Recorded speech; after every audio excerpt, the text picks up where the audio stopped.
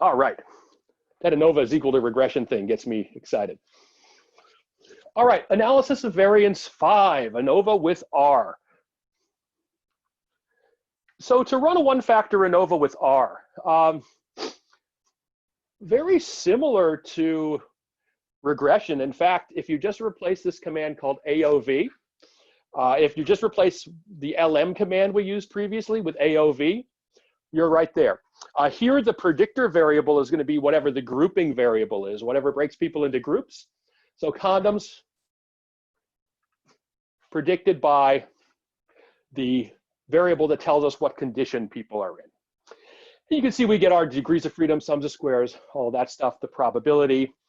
To get eta squared, we use a package called LSR.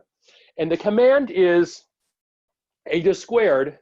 And then we just run it on that object that we used to capture our ANOVA. And we see it gives us 0.692, just like we got with hand calculations.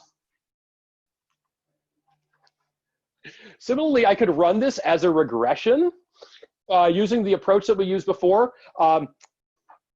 For reasons that I won't really go into, this will break this down and create a number of variables equal to the number of groups minus 1. That gives you a bunch of coefficients. Those aren't really interpretable or it's not worth interpreting them in this context. It gives us intercepts, it gives us slopes, gives us t-values, p-values. That's not really where we're just going to see the equivalence. But if you look to the F statistic, it gives us an F of 9. R squared is equivalent to our eta squared value. The probability values are exactly the same. So even more evidence that ANOVA and regression are doing the same things under the hood. They're just doing them with different notation and different terminology. All right, that ends our one-factor ANOVA section.